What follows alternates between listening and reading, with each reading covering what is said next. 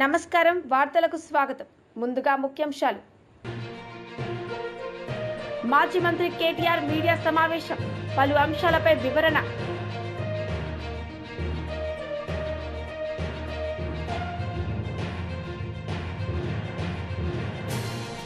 TDP polit bureau సభ్యుల Varla Ramayya media సమావేశం పలు అంశాలపై వివరణ టీడీపీ పొలిట్ బ్యూరో సభ్యులు వర్ల రామయ్య మీడియా సమావేశం నిర్వహించారు. సందర్భంగా ఆయన మాట్లాడారు. వాళ్ళ పార్టీ కార్యకర్త కొర్లకుంట నాగమల్లేశ్వరరావు అనే అతను ఆత్మహత్య చేసుకొని చనిపోయాడు అని సంవత్సరం 2 నెలల తర్వాత ఈ రోజున అతన్ని ఓదార్చడానికి ఓదార్పు యాత్ర పేరిట బయలుదేరాడు ఆయన. నేనంటున్నాను, ఈ రోజున జగన్మోహన్ రెడ్డి గారు చేసిన ఈ ఓదార్పు యాత్ర పేరిట చేసిన ఈ యాత్ర this is nothing but a vulgar exhibition of his wealth. అతనుకున్న అవినీతి సంపదని ఒక్కసారి ఎక్స్పోజ్ చేసుకున్నాడు. నా దగ్గర ఉన్న అవినీతి సొమ్ముతో నేను జనాన్ని ఏ రకంగా మాయ చేయగలనని చెప్పి ఈరోజు యాత్ర ద్వారా అతను చెప్పాడు తప్పితే అది నిజమైన యాత్ర కాదు. నిజమైన యాత్ర అయితే చనిపోయిన వెంటనే వెళ్ళి పలకరించాలి. అప్పుడు ఖాళీగా ఉన్నాడు ఆయన. 4వ తారీఖు ఎన్నికల ఫలితాలు వచ్చినాయి. కానీ చంద్రబాబు నాయుడు గారి ప్రభుత్వం అతను ఆత్మహత్య ప్రయత్నం చేసే రోజుకి చంద్రబాబు నాయుడు గారు ముఖ్యమంత్రి కాదయ్యా జగన్మోహన్ రెడ్డి, మీరే ఆపద్ధర్మ ముఖ్యమంత్రిగా ఉన్నారు. నాకు తెలిసి మీరే ఆపద్ధర్మ ముఖ్యమంత్రి. 4వ తారీఖున ఎన్నికల ఫలితాలు వచ్చినాయి. 5వ తారీఖున అతను గడ్డి మందు తాగాడు, ఆసుపత్రికి తీసుకెళ్లారు, చికిత్స పొందుతూ 9వ తారీఖున చనిపోయాడు. Everybody nose. ఇక్కడ ఎఫ్ఐఆర్ కూడా ఉన్నది దానికి సంబంధించి. This is the FIR, crime number 126/2024 under section 174 CrPC of Sattenapalli town police station. This is the FIR. అతని ఆత్మహత్య గురించి 4వ తారీఖున ఎన్నికల ఫలితాలు వచ్చినాయి. 5వ తారీఖున పొలంలో గడ్డి మందు తాగాడు. నిజామాబాద్ ఎంపీ ధర్మపురి అరవింద్ మీడియా సమావేశం నిర్వహించారు. సందర్భంగా ఆయన మాట్లాడారు. అన్నిట్లోకి వెళ్లకుండా మేజర్గా దివ్యాంగులు వచ్చారు. పాపం specially challenged people they have come. అందులో వాళ్ళకి కాంగ్రెస్ పార్టీ చేసిన వాగ్దానాలు, వాళ్ళ పెన్షన్ని 6,000కు పెంచుతామని, ఓల్డేజ్ పెన్షన్లు 4,000కు పెంచుతామని, స్పెషల్లీ ఛాలెంజ్డ్ వాళ్ళకి ఫ్రీ బస్ పాసులు చేస్తామని, ఇటువంటి చిన్న చిన్న ప్రామిసులు కూడా దట్టు స్పెషల్లీ ఛాలెంజ్డ్కి చేసిన ప్రామిసులు కూడా ఇంప్లిమెంట్ చేయని దౌర్భాగ్యపు ప్రభుత్వం ఈ కాంగ్రెస్ ప్రభుత్వం. కనికరం లేని ప్రభుత్వం కాంగ్రెస్ ప్రభుత్వం. మహిళలకు కూడా 4,000 పెన్షన్ చేస్తున్నారు, చేయలేదు. ఇటువంటి ఇక్కడ తెలంగాణలో బీజేపీ భరోసా పేరు మీద ఈ కార్యక్రమం చేపడతా ఉన్నాము. గ్రీవియన్స్ సెల్ ఏర్పాటు చేసి అందరు పబ్లిక్ రిప్రజెంటేటివ్స్ రోజు ఒకళ్ళు కూర్చోటము. ఇది కార్యక్రమం సెంట్రల్ గవర్నమెంట్లో కూడా, సెంట్రల్ పార్టీలో కూడా జరుగుతూ ఉంది. బీజేపీ సహయోగ్ పేరు మీద ఒక ప్రోగ్రెసివ్ స్టెప్ ఇది. సమాజంలో ఎటువంటి గ్రీవియన్సెస్ ఉన్నా కూడా అక్కడ వచ్చి యూనియన్ మినిస్టర్స్ కానీ ఎంపీస్ కానీ చెప్పుకునే పరిస్థితి క్రియేట్ చేయడము, ఇది భారతీయ జనతా పార్టీ కేంద్ర నాయకత్వం యొక్క మంచి ఆలోచన. దీన్ని అందరూ సద్వినియోగం చేసుకోవాల్సిందిగా నేను కోరుతా ఉన్నాను. ఇది కంటిన్యూ అవుతుంది కూడా.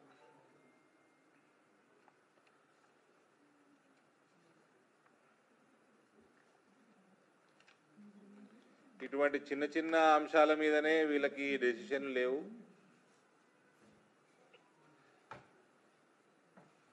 వీటికే పైసలు లేవంటున్నాడు. రేవంత్ ఇవాళ ఏ గ్రామానికి వెళ్ళినా ఏ పట్టణానికి వెళ్ళినా కాంగ్రెస్ పార్టీ యొక్క ఇమేజు భూస్థాపితం అయిపోయింది. ఇప్పుడు ఉన్న ప్రభుత్వము దేనికి వనికిరాని పనికి మాలిన ప్రభుత్వం అన్నది ప్రజల నిర్ణయానికి కూడా వచ్చేసింది.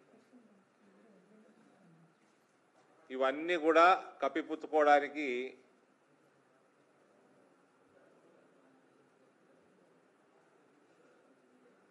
ఉత్తమ్ కుమార్ రెడ్డి ఏదో ఎజెండా పెట్టుకున్నాడు. ఇవాళ డైవర్షన్ టాక్టిక్స్, ఇందులో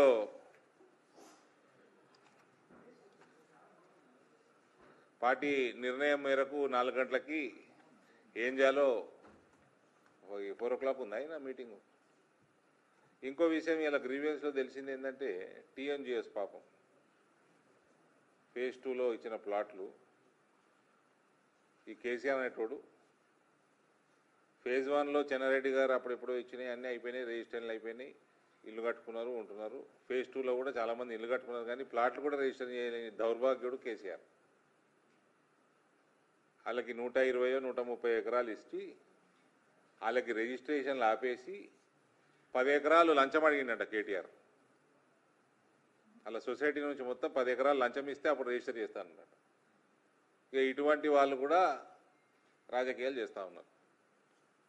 అయ్యనేమో ఇచ్చినా నువ్వు చెప్పుకుంటాడు గొప్పలు, కొడుకేమో మా అయ్య ఇచ్చిన దాంట్లో నాకు 10% వాటా అంటాడు. This is Kalvakuntla family. That is why I say they belong to jail అని. వైసీపీ రాష్ట్ర ప్రధాన కార్యదర్శి సతీష్ కుమార్ రెడ్డి మీడియా సమావేశం నిర్వహించారు. సందర్భంగా ఆయన మాట్లాడారు. 100 మందికి మాత్రమే మేము అనుమతిస్తామని చెప్పి నిబంధనలు పెట్టడం ప్రజాస్వామ్యంలో చెల్లుతుందా అని చెప్పి ఈ ప్రభుత్వాన్ని నేను ప్రశ్నిస్తున్నా. చంద్రబాబు నాయుడు గారు 40 సంవత్సరాల ఇండస్ట్రీ మీది, ఈ రాజకీయం కొత్త కాదు. 40-50 సంవత్సరాల నుంచి మీరు రాజకీయాల్లో ఉంటారు, ఆల్మోస్ట్ 50 సంవత్సరాలు అనుకుంటా. అసలు మీరు పెరిగినటువంటి పద్ధతి ఏంది, ఈరోజు మీరు అనుసరిస్తున్నటువంటి తీరు ఏంది నాకైతే అర్థం కావడం లేదు. చాలా సంవత్సరాలు నీకు అనుచరునిగా ఉన్నా, చాలా సంవత్సరాలు నీకు అభిమానిగా ఉన్నా, కానీ ఈరోజు మీలో వస్తున్నటువంటి ఈ మార్పు ఏందో నాకైతే అర్థం కావడం లేదు. ఎందుకు ఇంత దిగజారిపోతున్నావో నాకు అర్థం కావడం లేదు. నేను ఎంతోమంది మహానాయకులు చూసా, ఎంతోమంది లీడర్లు ఈ దేశంలో ఈ రాష్ట్రంలో చూసినాను. రాను రాను ప్రతి ఒక్క రాజకీయ నాయకుని యొక్క జీవితంలో ఒక మెరుగైనటువంటి పద్ధతులను, వారికి ఉండేటువంటి చెడు అలవాట్లను వదులుకొని ఒక గొప్ప నాయకునిగా పరిణితి చెందేటువంటి ప్రక్రియ నేను చూశాను. కానీ మొట్టమొదటిసారి ఒక నాయకుడు రాను రాను రాజుగుర్రం ఏదో అయిందని చెప్పేటువంటి సామెతగా దినదినం దిగజారేటువంటి పద్ధతి మీలో చూస్తున్నాం. దీనికి కారణం ఏంది చంద్రబాబు నాయుడు గారు? ఒకసారి మీరు విశ్లేషించుకోండి. అసలు ఈ రాష్ట్రంలో ఏం జరుగుతూ ఉంది? పూర్వకాలం ఒకసారి మన యొక్క పురాణాల్లో మీరు చూస్తే, మహాభారతంలో చూస్తే, ధృతరాష్ట్రుడు ఏ రకంగా దుర్యోధను చేతుల్లో అతని కబంధ హస్తాల్లో చిక్కొని కౌరవ సామ్రాజ్యానికంతా సర్వనాశనానికి కారణమయ్యాడో, ఆ రకంగా ఈరోజు నీ యొక్క కుమారుని యొక్క పదవీకాంక్ష వల్ల, మీ యొక్క కుమారుని యొక్క దుశ్చర్యల మూలకంగా సర్వనాశనం అయ్యేటువంటి పరిస్థితులకి ఈ రాష్ట్రాన్ని, నీ పార్టీని, ప్రజలందరినీ కూడా తీసుకొని పోతున్నావు. అది గమనించమని నేను కోరుకుంటున్నాను. నీ మీద నాకు ఇంతకుముందు అభిమానం ఉంది కాబట్టి, ఇంతకుముందు నీ దగ్గర అంచనగా ఉన్నాను కాబట్టి ఈరోజు నీకు గుర్తు చేస్తున్నాం. అసలు ఏ రకంగా ఈరోజు ఈ రాష్ట్రంలో ఈ పరిస్థితులు దిగజారుతున్నాయి ఒకసారి ఆలోచన చేయి. ఏంది మీరు మాట్లాడే తీరేంది? నీ కొడుకు ప్రవర్తించేటువంటి తీరేంది? ఈ రాష్ట్రంలో ఉండేటువంటి పరిస్థితులు ఏంది? నీ పత్రికలు నువ్వు చేసేటువంటి ప్రచారం ఏంది? అసలు నిన్నగాక మొన్న కూర్చొని కడపలో నువ్వు పెద్ద సభ పెట్టావు, లక్షల మంది తోలుకున్నావు. ఆ రోజు నీకు అనుమతులు ఇచ్చేదని నీకేం ఇబ్బంది కనపడలేదా? ఈరోజు జగన్మోహన్ రెడ్డి గారు పోతామంటే ఒక పల్లెకు ఒక అభిమానుడి యొక్క విగ్రహ ఆవిష్కరణలకు ఇన్ని ఆంక్షల స్వయంగా ఎస్పీ కూర్చొని ఆ ఉన్నటువంటి చుట్టుపక్కల గ్రామాల్లో ఉన్నటువంటి వాహనదారులకందరికీ కూడా మీ యొక్క వాహనం కనపడితే మీ అందరి వాహనాలు సీజ్ చేస్తామని చెప్పి భయపెట్టడం జరిగింది. అక్కడటువంటి లోకల్ లీడర్లకు అందరికీ కూడా ఆంక్షలు పెట్టి నోటీసులు ఇచ్చి మిమ్మల్ని ఎక్కడన్నా కనబడితే అరెస్ట్ చేస్తామని చెప్పడం జరిగింది. ప్రత్యక్షంగా ఎస్పీ కూర్చొని ఎవరైనా ఈ సభలో పాల్గొంటే మేము చట్టపరంగా వాళ్ళకు తీసుకోవాల్సినటువంటి అనుమతి లేదు, ఎవరైనా అరెస్ట్ చేస్తాం. మాజీ మంత్రి కేటీఆర్ మీడియా సమావేశం నిర్వహించారు. సందర్భంగా ఆయన మాట్లాడారు. రేవంత్ రెడ్డి అన్న తిరుపతి రెడ్డి FTL ఇల్లు కడితే కులగొట్టది. రేవంత్ రెడ్డి గారి మనుషులు, ఆయన పార్టీలో ఉండే ఎమ్మెల్యేలు, మంత్రులు, వాళ్ళ ఇండ్లు బఫర్ జోన్లో ఉన్నా, FTLలో ఉన్నా, చెరువు మధ్యలో కట్టినా హైడ్రాక్ గనలబడది. కానీ అదే గరీబోడు కుటుంబం సైజు పెరిగి ఒక ఫ్లోర్ ఎక్కువ వేసుకున్నా లేదా కొద్దిగా ముంగటికి వచ్చినా ఇవాళ చిన్న గల్లీలల్లో ఎక్కడైతే కనీసం ఒక ఆటో కూడా చక్కగా రాదో ఆ గల్లీలలోకి వచ్చి ఆ గల్లీలల్లో ఇలా గరీబోళ్ళ మీద ప్రతాపం చూపెట్టి విచ్చలవిడిగా ఎక్కడికక్కడ హరాస్మెంట్ చేస్తూ ఉన్నది ఈ ప్రభుత్వం. ముఖ్యంగా అటు GHMCని ఇటు హైడ్రాని అడ్డం పెట్టుకొని ఇలా రేవంత్ రెడ్డి నుంచి మొదలు పెడితే కింద ఉండే చోటా మోటా చిన్న చిత్కా లీడర్ల దాకా హైడ్రా అంటేనే ఒక బ్లాక్మెయిల్ దందాలాగా మారిపోయింది. అట్లా ఈరోజు ఇక్కడ సర్దార్ మృతికి కూడా కారణం కేవలం కాంగ్రెస్ ప్రభుత్వం యొక్క హరాస్మెంటు, వీళ్ళ యొక్క దుర్మార్గ విధానాలు తప్ప ఇంకోటి కానే కాదు. ఇప్పుడు శ్రీనివాస్ యాదవ్ గారు ఒక మాట అన్నారు, 10 ఏళ్లలో తెలంగాణ వచ్చిన తర్వాత కేసీఆర్ గారు చేసిన పని ఏంటంటే హైదరాబాద్లో ఇక్కడ ఉండే గరీబోళ్లకు పట్టాలు ఇచ్చిండు. ఇక్కడ ఉండే గరీబోళ్లకు 1,00,000 మందికి జీవో నంబర్ 58 కింద ఉచితంగా పట్టాలు ఇచ్చి మీరుండాలి, బాగుండాలి, మీ పిల్లలు బాగుండాలి, మీ భవిష్యత్ తరాలు బాగుండాలని చెప్పి చూసింది కేసీఆర్ నాయకత్వం. నోటరీ ప్రాపర్టీస్, ఇప్పుడే మా కార్పొరేటర్లు ఇద్దరు దేదీప్య గారు, రాజ్ కుమార్ చెప్తా ఉన్నారు, అన్న ఇవన్నీ నోటరీ ప్రాపర్టీస్ అని. నోటరీ ప్రాపర్టీస్ని కూడా రెగ్యులరైజ్ చేస్తేందుకు, ఎందుకంటే హైదరాబాద్లో ఓల్డ్ సిటీలో కానీ స్లమ్స్లో కానీ హైదరాబాద్లో 1400 స్లమ్స్ ఉన్నాయి. ఈ స్లమ్స్లో చాలా చోట నోటరీ మీదకి వెళ్ళి ఉంటాయి డాక్యుమెంట్స్. ఆ నోటరీ ప్రాపర్టీస్ని కూడా రెగ్యులరైజ్ చేసేందుకు కేసీఆర్ ప్రభుత్వం ఉన్నప్పుడే మేము క్యాబినెట్లో నిర్ణయం తీసుకొని కార్యక్రమం కూడా మొదలుపెట్టినాం. ఇలా రేవంత్ రెడ్డికి ఏమైనా బుద్ధి ఉంటే, ఆయన ప్రభుత్వానికి ఏమైనా పేదల పట్ల ప్రేమ ఉంటే చేయాల్సిన పని ఏంది? ఈ నోటరీ ప్రాపర్టీస్ని కూడా రెగ్యులరైజ్ చేయాలి. రెగ్యులరైజ్ చేసి వాళ్ళకు ఒక భరోసా కల్పించాలి. అవసరమైతే ఆ భూహారతో ఏదో తెచ్చిరు కదా అందులో పెట్టి మేము చేసిన దానికంటే ఒక రవ్వ ఎక్కువ చేయాలి పేదోళ్ళకు. కానీ నువ్వేం చేస్తున్నావు?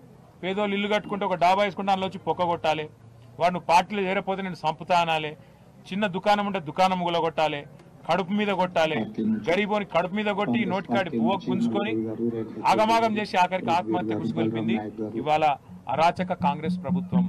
ఖచ్చితంగా ఈ కాంగ్రెస్ ప్రభుత్వం చేసే అరాచకాలకు మేము ఖచ్చితంగా అడ్డం పడతాం. మొత్తం బీఆర్ఎస్ కుటుంబ సభ్యులందరం కూడా, ఎమ్మెల్యేలు కావచ్చు, ఎమ్మెల్సీలు కావచ్చు, ఒక్క పిలుపుతో ఎక్కడ అరాచకం జరిగినా గతంలో హైడ్రా బాధితులకు అండగా నిలబడ్డం, మూసీ బాధితులకు అండగా నిలబడ్డం, లగచర్లలో భూములు గుంజుకుంటామంటే అక్కడ అండగా నిలబడ్డం. నిన్న అలంపూర్లో కూడా దన్వాడల అక్కడ కూడా రైతులకు అండగా నిలబడ్డది బీఆర్ఎస్ పార్టీ, కేసీఆర్ గారి సైనికులు.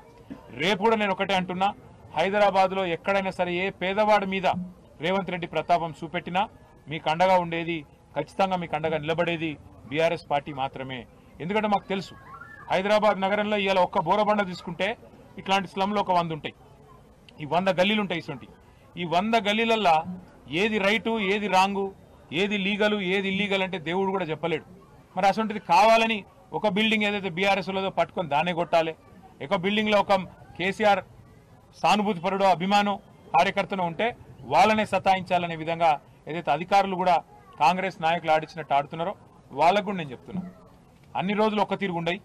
ఇలా ఏ అధికారులు అయితే అతి చేస్తుండ్రో, ఏ అధికారులు అయితే కాంగ్రెస్ వాళ్ళు ఆడిచ్చినట్టు ఆడుతుండ్రో, కాంగ్రెస్ పార్టీ కార్యకర్తలు లెక్క పనిచేస్తుండ్రో, ఇది మంచిది కాదు. అధికారం ఎవ్వలకు శాశ్వతం కాదు. మొన్నటిదాకా 10 ఏళ్ళు మేమున్నాం, ఇలా వాళ్ళకు అవకాశం వచ్చింది. రేపు మళ్ళా బరాబర్ తెలంగాణలో మళ్ళా కేసీఆర్ గారికి అవకాశం వస్తుంది. వచ్చి జలవనరుల శాఖ మంత్రి నిమ్మల రామానాయుడు మీడియా సమావేశం నిర్వహించారు. సందర్భంగా ఆయన మాట్లాడారు. ఈ రకంగా తల్లికి వందనం. ఎంతమంది పిల్లలుంటే అంతమందికి కూడా 13 + 2 15,000 రూపాయలకు వాళ్ళకి అందించడం కానీ, అంటే ఇంత పెద్ద ఎత్తున ఈ 10-12 నెలల కాలంలోనే ఆర్థిక పరిస్థితి సహకరించకపోయినా ఇంత పెద్ద ఎత్తున అభివృద్ధిని, సంక్షేమాన్ని ఈవేళ ఆంధ్రప్రదేశ్ రాష్ట్రంలో గత 10 నెలల నుంచి కూడా పాలన సాగిస్తూ ఒక ప్రశాంతమైనటువంటి వాతావరణం ఈరోజు ఆంధ్రప్రదేశ్ రాష్ట్రంలో ఉంటే, అటువంటి ప్రశాంతమైనటువంటి వాతావరణానికి భంగం కలిగిస్తూ ఈరోజు ఆంధ్రప్రదేశ్ రాష్ట్రంలో అలజడులను సృష్టిస్తూ ఒక కుట్రపూరితమైనగా ఈ యొక్క ప్రభుత్వానికి చెడ్డ పేరు తీసుకొచ్చేటువంటి విధంగా, ఆంధ్రప్రదేశ్ రాష్ట్రంలో లా అండ్ ఆర్డర్ లేదు అనేటువంటి విధంగా మరి ఈ యొక్క కుట్రపూరితంగా ఈరోజు ఎవరైతే ఈ యొక్క జగన్మోహన్ రెడ్డి చేసేటువంటి కార్యక్రమాలు ఈరోజు చూస్తూ ఉన్నాం. పరామర్శల పేరిట ఆయన చేసేటువంటి రాజకీయాలు, ఆయనకి ప్రజాస్వామ్యం మీద గౌరవం లేదు, పోలీసుల హెచ్చరికలను పట్టించుకునేటువంటి పరిస్థితి లేదు, నిబంధనలను ఖాతరు చేయడు. అంటే ఒక రాజకీయ నాయకుడికి ఉండవలసినటువంటి ఒక్క లక్షణం కూడా జగన్మోహన్ రెడ్డికి లేనటువంటి పరిస్థితి స్పష్టంగా మనందరికి కూడా అర్థమవుతున్నటువంటి పరిస్థితి.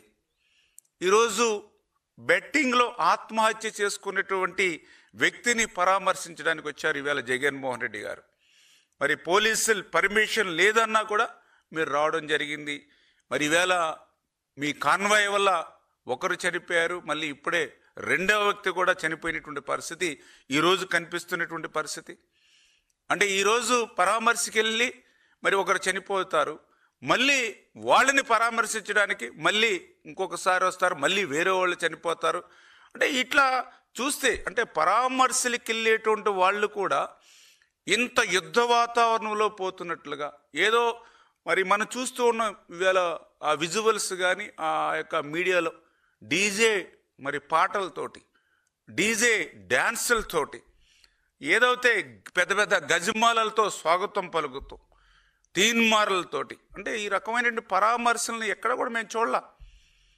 రాజకీయాల్లో కానీ జనరల్గా కానీ ఎక్కడ కూడా చూడలా.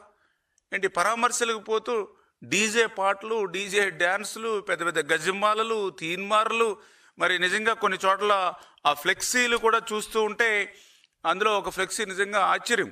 2029లో వైఎస్ఆర్సీపీ వచ్చిన వెంటనే గంగమ్మ తల్లి జాతరలో వేట తలలు నరికినట్లు రప్ప రప్ప అని నరుకుతాం ఒక్కొక్కడిని అని చెప్పి మరి ఈవేళ వాళ్ళు పెట్టుకునేటువంటి ఫ్లెక్సులు, అంటే ఇవన్నీ చూస్తూ ఉంటే ఇది పరామర్శలకి వస్తున్నటువంటి పరిస్థితిగా లేదు, ఆంధ్రప్రదేశ్ రాష్ట్ర ప్రజల మీద దాడి చేయడానికే వస్తున్నటువంటి పరిస్థితి ఈరోజు క్లియర్గా కనిపిస్తున్నటువంటి పరిస్థితి.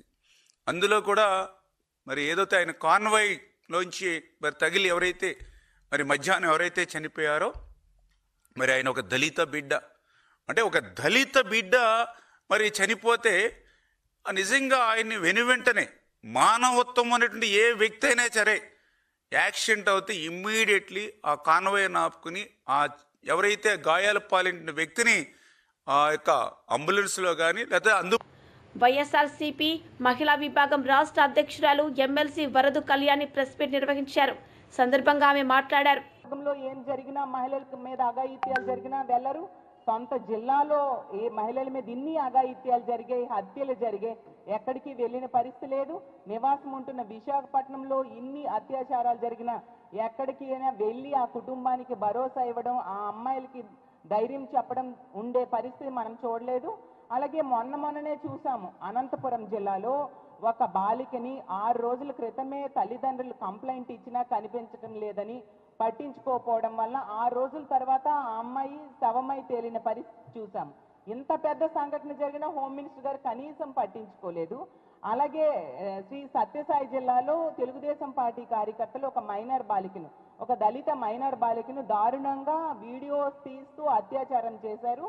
అది 6 నెలలు అత్యాచారం చేసి చాలా దారుణమైన పరిస్థితులను అక్కడ కూడా హోమ్ మినిస్టర్ గారికి వెళ్ళడానికి తీరిక లేదు, స్పందించడానికి కూడా తీరిక లేదు. అంత దారుణంగా అంత నిర్లక్ష్యంగా ఉండే పరిస్థితి మనం చూస్తూ ఉన్నాము. కానీ సాక్షి మీద తీసుకుంటే ఆ రోజు అక్రమ కేసు పెట్టడానికి, లేని విషయాన్ని సృష్టించడానికి, కంప్లైంట్ ఇవ్వడానికి మాత్రం ఈవిడికి తీరికుంది. వెంటనే పోలీసుల దగ్గరికి వెళ్ళి కంప్లైంట్ ఇవ్వడం జరిగింది. వీడియో కాల్లో స్పందించడం ఏంటి హోమ్ మినిస్టర్ గారు? స్వయంగా వెళ్ళి ఏం జరిగిందో తెలుసుకోవాలి కదా. మనం ప్రజాస్వామ్యంలో ఉన్నామా, రాక్షస రాజ్యంలో ఉన్నామా? ఎంత దారుణమైన పరిస్థితులు జరుగుతున్నాయి. ముఖ్యమంత్రి గారైతే చెప్పారు, ముఖ్యమంత్రి అయిన వెంటనే ఈ రాష్ట్రంలో ఎవరు ఆడబిడ్డపై చెయ్యేసినా అదే వాళ్ళకి చివరి రోజు అనేసి. మరి ఎంతమంది ఆడబిడ్డల మీద చేతులు వేస్తున్నారు, వాళ్ళ ప్రాణాలు తీస్తూ ఉన్నారు. మరి చివరి రోజు అవుతుందా ముఖ్యమంత్రి గారు అని నేను అడుగుతున్నాను. మీ సొంత నియోజకవర్గంలో ఒక మహిళ మీద ఇంత దారుణంగా మీ టీడీపీ కార్యకర్తే దాడి చేశాడు, చెట్టుకు కట్టేసి అంటే ఎంత హేయమైన చర్య. మీరు దీనికి స్పందించరా, కఠిన చర్యలు తీసుకోరా అని నేను అడుగుతూ ఉన్నాను. అలాగే డిప్యూటీ సీఎం గారు అసలు మహిళల మీద ఎవరైనా చేయి వేస్తే తాట తీస్తానన్నారు. మరి ఎక్కడ తాట తీస్తూ ఉన్నారు? ఇన్ని సంఘటనలు జరుగుతున్నాయి రోజు ఈ జరుగుతున్న సంఘటనల గురించి మేము ప్రెస్ మీట్స్ పెట్టి చెప్తూ ఉన్నాము. అయినా మీరు ఎవరికి తాట తీసిన పరిస్థితులు అయితే కనిపించడం లేదు. అసలు ఈ సంఘటన కూడా సాక్షి వాళ్ళు వెళ్ళి ఆ విషయాన్ని వెలుగులోకి తీసుకొస్తే అప్పుడు ప్రభుత్వం కానీ పోలీసులు కానీ స్పందించారు. అంతవరకు పట్టించుకున్న దాఖలాలు లేదు. అంత దారుణంగా మహిళల భద్రత గాలికి వదిలేసిన పరిస్థితి ఈ రాష్ట్రంలో ఉంది. తీసుకుంటే ముఖ్యమంత్రి గారు, అలాగే లోకేష్ గారు, అలాగే డిప్యూటీ సీఎం గారు, హోంమంత్రి గారు ఏం చెప్పారు? పచ్చబిల్ల వేసుకుంటే చాలు, ఏ తప్పు చేసినా వదిలేయండి అని. అలా వదిలేయండి అని చెప్పడంతో ఈ తెలుగుదేశం పార్టీ కార్యకర్తలు ఈరోజు కాలకేయుల్లా మారిపోయారు. రోజు ఇలాంటి సంఘటనలు, అఘాయిత్యాలు మహిళల మీద జరుగుతూ ఉండడాన్ని మనం చూస్తూ ఉన్నాము. ఈరోజు తీసుకుంటే ఈ రాష్ట్రంలో పొలిటికల్ గవర్నెన్స్, రెడ్ బుక్ రాజ్యాంగానికి ఇచ్చిన ఇంపార్టెన్స్ మహిళల మాన ప్రాణాల రక్షణకి ఇవ్వని పరిస్థితి మనం చూసాం. ముఖ్యమంత్రిగా ప్రమాణ స్వీకారం చేసిన వెంటనే ముఖ్యమంత్రి గారు ఏమన్నారు? ఈ రాష్ట్రంలో ఇంకా పొలిటికల్ గవర్నెన్స్ అమలు అవ్వాలి అని చెప్పి కలెక్టర్లకి, ఎస్పీలకి ఆదేశాలు పబ్లిక్గా ఇవ్వడం జరిగింది. దాంతో కార్యకర్తలకి భయం ఎక్కడ ఉంటుంది? అసలు ఇన్ని వరుస సంఘటనలు జరుగుతూ ఉన్నాయంటే దానికి కారణం ఏంటి? ఒకే ఒక కారణం, ఇలాంటి తప్పుడు పనులు చేసినా ఎటువంటి శిక్షలు ఉండవు, పట్టించుకునే నాదుడు ఉండడు ఈ రాష్ట్రంలో అనేది ఇలాంటి దుర్మార్గులకి భయం లేకుండా పోయింది. దానివల్ల ఇలా వరుస సంఘటనలు వినాల్సిన పరిస్థితి. మరి అనంతపురంలో మనం చూసాం ఎంత దారుణంగా. అనంతపురం, ఉమ్మడి అనంతపురం జిల్లాలో ఒక చాలా దారుణమైన సంఘటనలు విన్నాం మనము. ఒక అమ్మాయిని హత్య చేయడం, ఇంకో అమ్మాయిని 6 నెలలు అత్యాచారం చేయడం. కనీసం రాష్ట్ర ప్రభుత్వంలో ఎవరైనా వెళ్ళి ఆ కుటుంబానికి పరామర్శలు చేశారా? ముఖ్యమంత్రి గారు కానీ, హోంమంత్రి గారు కానీ, స్థానిక మంత్రులు కానీ ఎవరైనా పరామర్శ వార్తలు ముగించే ముందు ముఖ్యాంశాలు మరోసారి. మాజీ మంత్రి కేటీఆర్ మీడియా సమావేశం, పలు అంశాలపై వివరణ.